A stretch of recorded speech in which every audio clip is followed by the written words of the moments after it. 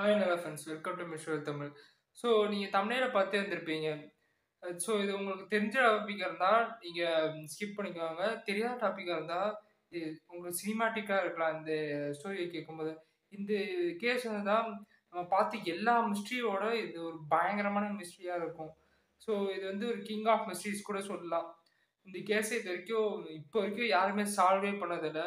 So அந்த case தான் நம்ம டோமம் ஷட் கேஸ், அதாவது சாமர்டன் கேஸ்ன்னு சொல்லுவாங்க. சரி, கேஸ்லாம் வந்து அவன் கொலை பண்ணான், இவன் அவன் அப்படி இருந்தான், அவனுக்கு ஒரு ஐடென்டிட்டி இருக்கு, இவன் அப்படி பண்ணிட்டு ஓடி போயிட்டான்னு ஒரு சில எவிடன்சஸ்லாம் இருக்கும். ஸோ இந்த கேஸ்க்கு ஒண்ணுமே ஒரு ஐடியாவே கிடையாது. இந்த கேஸ்க்கு யாருன்னு தெரியாது, எங்கேருந்து வந்தான்னு தெரியாது, எப்படி செத்தான், எது ஒரு இது கூட தெரியாது. இப்போ வரைக்கும் எதுவுமே கண்டுபிடிக்கல. ஸோ இவ்வளோ மிஸ்டீரியஸான கேஸ் தான் நம்ம. ஸோ இப்படி இருக்கிற கேஸ்க்கு நிறைய தியரிஸ் இருக்கும். நிறைய பேர் வந்து இவர் ஸ்பைன்னு சொல்லுவாங்க, நிறைய பேர் வந்து இவர் ஏலியன்னு சொல்லுவாங்க, நிறைய பேர் இவர் டைம் ட்ராவல்னு சொல்லுவாங்க. ஸோ நம்ம தியரிஸே பார்க்க போகிறது கிடையாது. நம்ம கவர்மெண்ட் பாயிண்ட் ஆஃப் வியூவில் இருந்து என்ன நடந்திருக்கு அதை தான் நம்ம இப்போ பார்க்க போகிறோம். வளவலான்னு பேசாமல் நம்ம கேஸை பார்க்க ஆரம்பிப்போம். ஸோ இவர் டிசம்பர் 1948 சோமர்டன் பீச்சில் ஒரு நபர் க்ளீன் ஷேவ் பண்ணிட்டு ஒரு ஃபார்மலான கோட் ஷூட் போட்டு அப்படியே பியூர் ஃபார்மல் ஒரு மேன், அதாவது ஹாலிவுட் ஹீரோ மாதிரி வந்து சாயந்தரம் போல உட்கார்றாரு. உட்காந்து கடலை நோக்கி மறைச்சு பார்த்த மாதிரி உட்கார்றாரு. ஸோ டைம் போய்கிட்டே இருக்கு. நைட்டும் ஆகுது. நைட்டு ஊருக்காரங்களாம் வந்து பார்க்குறாங்க, யாரா அவரு இந்த நேரத்தில் உட்காந்து அங்கே போய் கடலை நோக்கி பார்த்துட்டு இருக்காரு, இந்த கொஸ்கடியில் வேற உட்காந்துருக்காருன்னு நினச்சி பார்க்குறாங்க. சரி நம்ம கஷ்டத்தில் இருக்காரு, சரி நம்ம வந்துட்டு கேஷுவலாக போயிடலான்னு சொல்லி போயிருக்காங்க.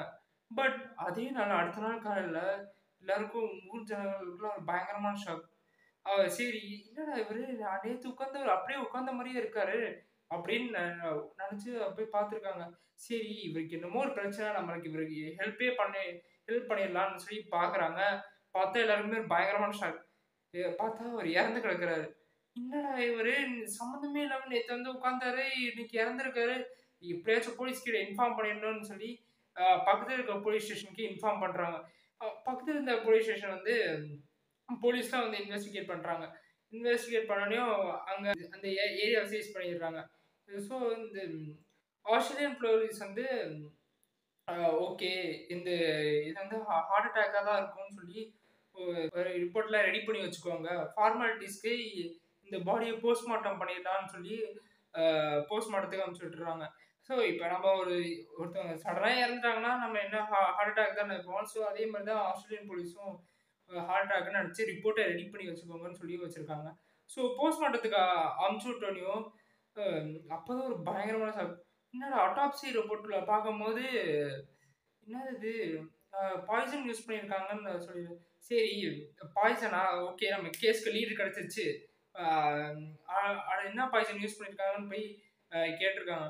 பட் ஒரு பயங்கரமான ஷாக் என்னன்னா, என்ன பாய்சன் யூஸ் பண்ணியிருக்காங்கன்னு எனக்கு தெரியவே இல்லைன்னு அட்டாப்சி இல்லை, என்ன பாய்சன்னும் தெரியல.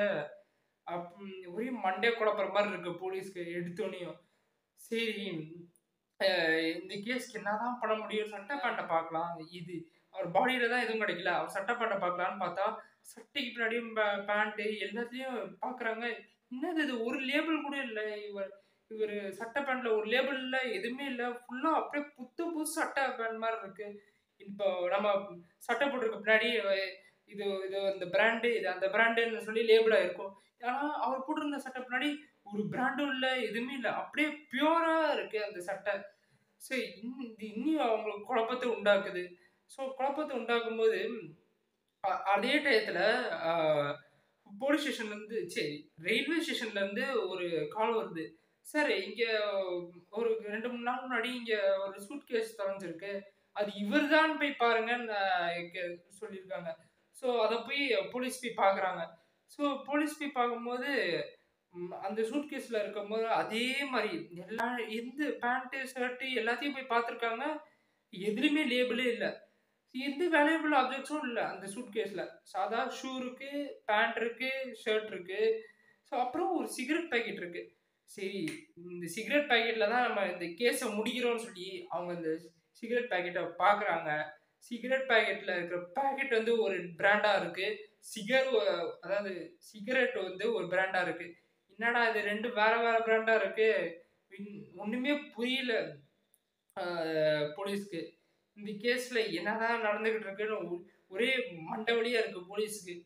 ஓகே. என்னடா இது பைத்தியக்காரத்தனமா இருக்கு. யாருன்னும் தெரியல. எதுவும் எதுக்கு செத்தாருன்னும் தெரியல. சம்மந்தமே இல்லாம என்னென்னமோ நடந்துகிட்டு இருக்குன்னு சொல்லி மொ மீடியா அவர் மேல ரொம்ப போலீஸ் மேல ரொம்ப பிரஷர் ஆகுது. மீடியா பயங்கரமா பிரஷர் போடுறாங்க. ஸோ இந்த கவர்மெண்ட் வந்து இது வந்து ஹையர் அஃபிஷியலுக்கு வந்து குடுக்குறாங்க இந்த கேஸ. இப்போ வந்து இந்தியால இருந்து போலீஸ் வந்து சிபிஐ மாரி அங்க ஆஸ்திரேலியால இருந்து ஹையர் அஃபிஷியல்ஸ்க்கு குடுக்குறாங்க இந்த கேஸ. அந்த ஹையர் அஃபிஷியல்ஸ் வந்து தனி இன்வெஸ்டிகேஷன் டீம் வச்சு திருப்பி இவங்க வந்த பாதையிலேயே வராங்க.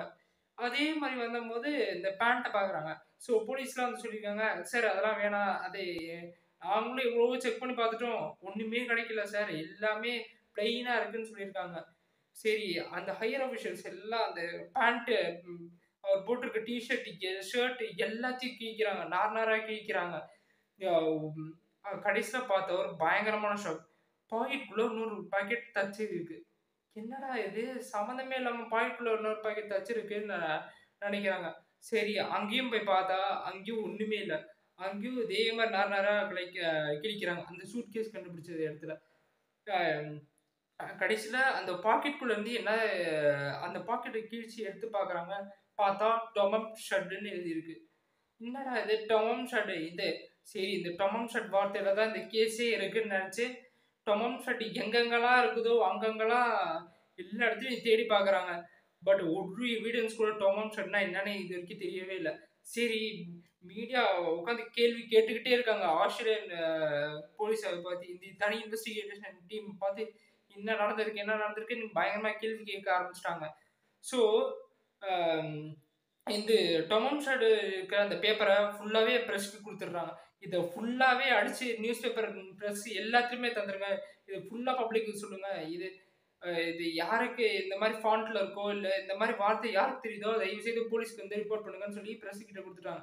ஸோ சில நாட்கள்லயே ஒருத்தர் வந்து சொல்றாரு, "இதே மாரி ஒரு ஃபாண்ட் வந்து என்கிட்ட ஒரு புக் இருக்கு. இந்த புக் நான் கார்ல இருக்கும்போது யாரோ ஒருத்தவங்க வந்து என் மேல தூக்கி போட்டாங்க. இந்த புக்கு சரி இந்த புக்ல தான் ஏதாச்சும் இருக்குன்னு பார்த்தா, கடைசில புக்க ஃபுல்லா பரட்டி பார்க்குறாங்க. இது என்ன புக்குன்னு அவர்கிட்ட கேட்குறாங்க. ஸோ இது வந்து ஒரு பெர்ஷியன் புக்குன்னு சொல்றாரு. ஸோ கடைசி பேஜ் திருப்பும்போது, என்னது இது? இந்த கடைசி பேஜ்ல மட்டும் கடைசி வார்த்தை ஃபுல்லா கிழிஞ்சிருக்கு. அ அ இந்த இவரு பாக்கெட்ல இருந்த கிழிஞ்ச வார்த்தை அந்த பேப்பர் எடுத்து அந்த புக்ல வைக்கிறாங்க. அந்த புக்ல வைக்கும்போது அப்படியே ஃபிட் ஆயிருச்சு. சரி இது பெர்ஷியன் புக்கு. இது நம்ம எப்படியாச்சும் டிரான்ஸ்லேட் பண்ணிரணும்னு நெனச்சேன். பார்த்தா, இந்த டொமன் ஷூட்னா வார்த்தைக்கு மீனிங் வந்து தி எண்ட். என்னடா இது! அப்படியே சினிமாட்டிக்கா இருக்குல்ல. ஒரே பயங்கரமா இருக்குல்ல. என்ன கேஸே ஆரம்பிக்கல. அதுக்குள்ள முடிஞ்சு போச்சான்னு நெனைக்கிறாங்க போலீஸ். ஸோ அதே டயத்துல இன்னொருத்தவங்க வந்து அதே இதுல ஒரு கோடு இருக்கு. லெட்டர்ஸோட ஒரு கோடு. இது எப்படியாச்சும் இந்த போலீஸ் வந்து கிராக் பண்ணி இந்த கோட எப்படியாச்சும் கண்டுபிடிச்சிடணும்னு நெனச்சு பார்க்குறாங்க. மண்டைய கசக்குறாங்க. இந்த கோட உடைக்கவே முடியல. எப்படி என்னதான்டா அந்த கோடுல இருக்கு? ஒண்ணுமே அத சால்வே பண்ண முடியல. பட் அந்த கோடு கீழ ஒரு ஃபோன் நம்பர் இருக்கு. அந்த ஃபோன் நம்பர் சரி இந்த ஃபோன் நம்பர வச்சு டைப் பண்ணி பார்த்துடலாம்னு சொல்லி டை அ ஃபுல்லா ஃபோன் அடிச்சு பார்க்குறாங்க. அந்த போன கால் வந்து எக்ஸாக்ட்டா அவர் இறந்த சோமர்டன் ஆஸ்திரேலியன் பீச்சுக்கு அப்படியே 200 மீட்டர் தாண்டி ஒரு வீட்ல இருக்கிறவங்களுக்கு போயிருக்கு. ஸோ இது இப்படி நடக்க அது மாசக்கணக்கலா போயிருச்சு. மாசக்கணக்குல இந்த கேஸ் போய்க்கிட்டே இருக்கு. ஆ அப்ப போய் அந்த இந்த கால் யாருக்கு போச்சோ, அவங்க வீட்டுக்கு போய் பார்க்குறாங்க. வீட்டுக்கு போனோனயும் ஒரு 27 வயசு லேடி வந்து தொறக்குறாங்க. அவங்களுக்கு ஒரு ஃபேமிலியும் இருக்கு. ஸோ கதவ தட்டி அவங்ககிட்ட சொல்றாங்க. இப்படி ஒருத்தர் இறந்திருக்காரு. டோமன் ஷெட்ன்னு ஒருத்தர் இருக்காரு. உங்களுக்கு தெரியுமான்னு அவங்க கிட்ட போய் கேட்டுருக்காங்க. அவங்க எனக்கு தெரியவே தெரியாது. இப்படி ஒருத்தவங்க யார் இருக்காங்கன்னே எனக்கு தெரியாதுன்னு சொல்ட்டாங்க. பட் நீங்க அவங்க போலீஸ் போய் அவங்ககிட்ட ப்ளீஸ் பண்றாங்க. தயவுசெய்து இந்த இவரோட சிலைய வச்சு பாருங்க. இவங்க சிலைய ஒரு தடவையாச்சும் பார்த்துருங்க. இவங்க யாருன்னு கண்டுபிடிச்சிடலாம்னு சொல்லி கூப்பிடுறாங்க. பட் இல்ல எனக்கு தெரியவே தெரியாதுன்னு சொல்றாங்க. தயவுசெய்து வந்து பார்த்துருங்கன்னு போலீஸ் பார்த்தோனயும் சரி ஏன்னா இவர இவர் பாடி வந்து புதைச்சிட்டாங்க. மாசக்கணக்குல இருக்கனால புதைச்சிட்டாங்க. ஸோ அதேனால அவர மாரியே ஒரு சிலைய வந்து செதுக்கி வச்சுடுறாங்க. ஸோ அவர் சிலைய பார்த்தோனயும் அ உடனே அந்த லேடி மயங்கி விழுந்துடுறாங்க. என்னடா இது ட்விஸ்ட்டுக்கு மேல ட்விஸ்ட்டா இருக்குன்னு போலீஸ்க்கு ஒண்ணுமே புரியல. சரி இந்த லேடிக்கும் அவருக்கும் தான் என்னமோ சம்மந்தம் இருக்கு. சரி கேஸ் இது அவளோட சால்வ்ன்னு நெனச்சு என்னென்னமோ தட்டி கேட்குறாங்க. சம்மந்தமே இல்ல அப்படின்னு சொல்றாங்க. சரி இந்த புக்காச்சும் பாருங்க. இந்த புக்கும் அவங்களுக்கும் சம்மந்தம் இருக்கான்னா, இந்த புக் வந்து நான் 2ஆம் உலகப் போருக்கு என் லவ்வருக்கு குடுத்தது அப்படின்னு அந்த லேடி சொல்லியிருக்காங்க. என்னடா இது! சரி அந்த லவ்வர் வீட காமிங்கன்னு சொல்லி போலீஸ் வந்து அந்த லேடி கிட்ட கேட்டுருக்காங்க. அந்த லவ்வர் வீட போய் பார்த்தபோது, அவ்வளோதான்டா கேஸ் முடிஞ்சது. இந்த அவ வரவே மாட்டான்னு நெனச்சு இப்போ இந்த இன்வெஸ்டிகேஷன் டீம் அ நெனச்சிருக்காங்க. பட் பயங்கரமான ஷாக் என்னன்னா, அது அவர் சொன்ன அதே நபர் வந்து கதவ தொறந்து வந்திருக்காரு. இது இது நான் குடுத்த புக் இல்லையே! இது நீ குடுத்த புக் என் கையில இருக்குன்னு சொல்லி, அந்த எக்ஸ் லவர் வந்து காமிச்சிருக்காரு ஒரு புக்க. என்னடா என்னடா இது! அப்படின்னு சொல்லி மண்டைய குழப்புற மாரி இந்த கேஸயே அன்சால்வ் பண்ணிட்டு, இந்த கேஸ்க்கு ஒரு முடிவே இல்லன்னு அப்படியே விட்டுட்டு போயிடுறாங்க. ஸோ நெறைய பேர் இந்த கேஸ முடிக்கிறதுக்கு இன்வால்வ் பண்றாங்க. ஸ்காட்லாண்ட் யார்ட கூப்பிடுறாங்க. FBI நெறைய பேர் இது எப்படியாச்சும் இந்த கேஸ முடிச்சு தந்துருங்க. உங்களுக்கு ஒண்ணுமே புரியலன்னு ஆஸ்திரேலியன் ஏஜென்சிஸ் ஃபுல்லாவே திணர்றாங்க. யார்ரா இவரு சம்மந்தமே இல்லாம வந்து சம்மந்தமே இல்லாம செத்துட்டு, என்ன பாய்சன் யூஸ் பண்ணாருன்னு தெரியல. இவருக்கும் அந்த லேடிக்கு என்ன சம்மந்தம்னு தெரியல. ஒண்ணுமே புரியாம இருக்காங்க. ஸோ இப்போ நாள் போய்க்கிட்டே இருக்கு. வருஷக்கணக்குல அது 2007ல இந்த லேடியும் இறந்துடுறாங்க.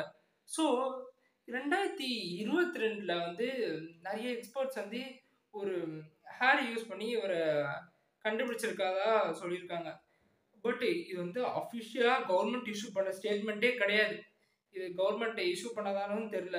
இத வந்து ஒரு எக்ஸ்பர்ட்ஸ் சில பேர் DNA ஃபிங்கர் பிரிண்டிங் வச்சு அ இவங்களோட ஹேர் வந்து மேட்ச் 1947ல வந்து அ கார்ல் வெப்ன்னு ஒருத்தவங்க ஃபேமிலி வந்து இவர் மிஸ்ஸிங் ஆயிருக்காருன்னு சொல்லி ஒரு ரிப்போர்ட் குடுத்துருக்காங்க. பட் 1948ல சொமட்டன்ல ஒரு அன்னோன் மேன் வந்து அப்பியர் ஆயிருக்காரு. இதுக்கும் அவருக்கும் DNA ஃபிங்கர் பிரிண்டிங் வந்து பார்த்துருக்காங்க. பட் கால் வெப்க்கு இருக்கிற அதே ஹேர் தான் ஆல்மோஸ்ட் இங்க சோமட்டன் அப்பியர் ஆன அந்த அன்னோன் மிஸ்ட்ரி மேனுக்கும் மேட்ச் ஆயிருக்கு. ஸோ சில எக்ஸ்பர்ட்ஸ் என்ன சொல்றாங்கன்னா, இது வந்து நான் சொன்ன மாரி தான் இது கவர்ன்மென்ட்டோட அஃபிஷியல் ஸ்டேட்மெண்ட் கிடையாது. அ சில எக்ஸ்பர்ட்ஸ் சொல்றாங்க, ஓகே இந்த கால் வெப் தான் வந்து 1948ல சோமட்டன் ஆஸ்திரேலியன் பீச்ல அப்பியர் ஆயிருக்காருன்னு சொல்லி சில பேர் சொல்றாங்க. பட் அப்பியர் ஆயிருக்காரு தெரிஞ்சாலும், இவரு எப்படி செத்தார்ன்னே இதுவரைக்கும் யாருக்கும் தெரியாது. நெறைய கேள்விகள் இப்படிதான் ரைஸ் ஆகுது. இவரு எதுக்கு செத்தாரு? அதுக்கு தெரியாது. இவரு எப்படி செத்தார்ன்னா அதுவும் தெரியாது. இவரு எதுக்கு செத்தாரு? அதுவும் தெரியாது. ஸோ இந்த மாரி தெரியாதுன்னு தான் நெறைய கேள்வியும் இருக்கு.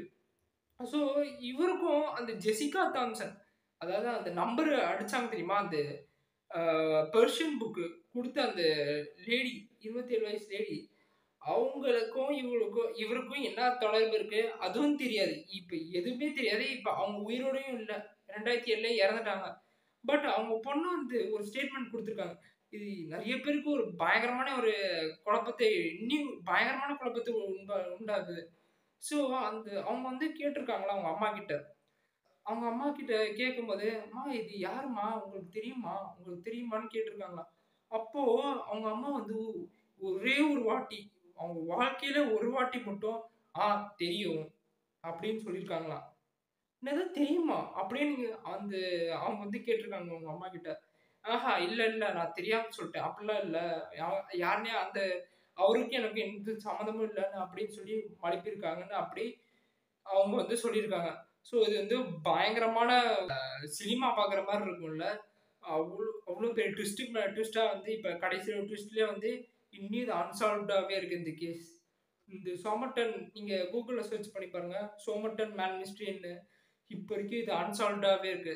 1948ல இவரு எதுக்கு அப்பியர் ஆனாரு? எதுக்கு செத்தாரு? எதுக்காக செத்தாரு? இப்ப வரைக்கும் ஒண்ணுமே இது சால்வ்டாவே இல்ல. ஸோ நீங்க என்ன நினைக்கிறீங்கன்னு தயவு செய்து கமெண்ட் பாக்ஸ்ல எல்லாருக்கும் இனிய தீபாவளி நல்வாழ்த்துக்கள். எல்லாரும் நல்லா சேஃபா ஜாலியா கொண்டாடுங்க. இந்த வீடியோ முடியறதுக்கு முன்னாடி ஒரு ப்ரொமோஷன். அது யாருக்குன்னு பார்த்தீங்கன்னா, பிளாசம் ஆர்கானிக்ஸ். நானும் போன இடத்துலலாம் கேள்விப்பட்டுட்டு இருக்கேன். தீபாவளி வரப்போகுது. தீபாவளி ஆஃபர் தான். ஆ போய் கிரைண்டர் வாங்குங்க, மிக்ஸிய வாங்குங்க, ஃபோன வாங்குங்க. பட்டாசு ஆஃபரா பட்டாசு வாங்குங்க, ஸ்வீட் வாங்கலாம். எல்லாத்தையும் யோசிச்சுட்டு இருக்கேன். பட் உங்க ஸ்கின்னுக்கு நீங்க யோசிச்சீங்களா? நம்ம நம்ம உடம்பையே பார்த்துக்கணும்ல. ஸோ நெறைய ஸோ பிளாசம் போட்டிருக்கிறது தான் இந்த சார்கோல் சோப். இந்த சார்கோல் சோப் போட்டா முகத்துல ஆயிலி ஃபேஸ் வராது.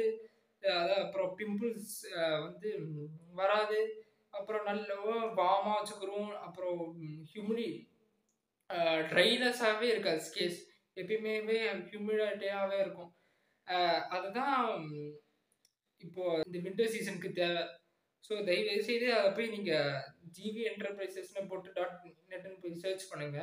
இல்லாட்டி நான் பிளாசம்ஸ் ஆர்கானிக்ஸ்னு சர்ச் பண்ணேன். இல்லாட்டி நான் நம்பர் தரேன். இங்க ஸ்க்ரீன்ல நம்பர் தரேன். அதுக்கு ஃபோன் அடிச்சு கேளுங்க. ஓகேவா? ஸோ இல்ல எனக்கு ஆர்கானிக் ப்ராடக்ட் வேணாம்னு நினைச்சீங்கனாலும் நிறைய ஆர்கானிக் ப்ராடக்ட்ஸ் இருக்கு. டாண்ட்ரஃப் ஆயில் இருக்கு.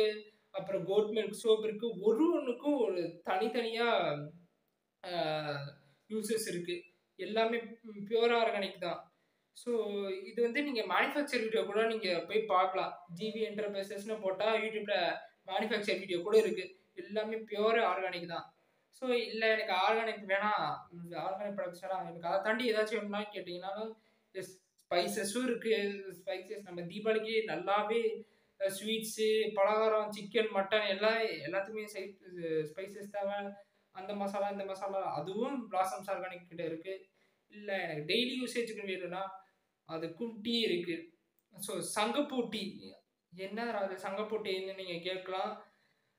ஸோ சங்குப்பூ டீ இருக்கு. இதுக்கு பயங்கரமான ஒரு மெடிசினல் யூஸ் இருக்கு. இது வந்து ஆஸ்துமா கியூர் பண்ணிரும். ஹார்ட்ல எப்பயுமே ப்ராப்ளம் வராது. பிளட் சர்க்குலேஷன் நல்லாவே வச்சுக்குவோம். அப்புறம் சுகர் கம்ப்ளைண்டே வராது. இந்த மாதிரி நிறைய இருக்கு. இது நான் சொல்லணும்னு இல்லை, நீங்க கூகுள்ல சர்ச் பண்ணி கூட நீங்க பார்த்துக்கோங்க அதோட யூசஸ் வந்து. ஸோ இவ்வளோ நன்மையான டீ இருக்கு. இதெல்லாம் கடையில கூட நான் பார்த்தது கிடையாது. ஓகேவா?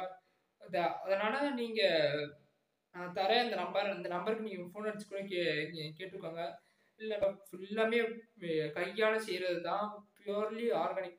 அப்படியே நேச்சர்ல இருந்து அப்படியே எடுத்து செய்யறது தான். ஸோ ஆர்டர் பண்ணணும்னு நினைச்சீங்கன்னா நீங்க அங்க அந்த வாட்ஸ்அப் நம்பருக்கு கால் பண்ணி வாங்கிக்கோங்க. தீபாவளி முடியிறப்படி வாங்கிக்கோங்க. ஓகேவா? தீபாவளி ஸ்பெஷல் ஆஃபர் இருக்கு. ஓகே.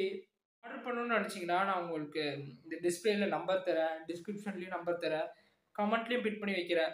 ஸோ அந்த நம்பருக்கு கால் பண்ணி கேட்டுக்கோங்க. நீ ஃபர்தர் இன்ஃபர்மேஷன், நீ நிறைய இன்ஃபர்மேஷன் வேணும்னா கூட அந்த நம்பருக்கு ஃபோன் அடிச்சு கேட்டுக்கோங்க. இல்லைன்னா மெசேஜும் பண்ணலாம். மெசேஜ் பண்ணி கூட கேட்டுக்கோங்க. ஓகேவா? நான் இந்த வெப்சைட்டோட லிங்க்கும் கூட முடிஞ்சா தரேன். வீடியோ முடிகிற முன்னாடி அந்த கேஸில் என்ன நீங்கள் இதுக்கு மேலே என்ன லீடு கிடைக்கணும்னு நீங்கள் ஏதாச்சும் யோசிச்சிங்கன்னா தயவுசெய்து கமெண்ட்டில் லீவ் பண்ணிட்டு போயிருங்க. ஓகேவா?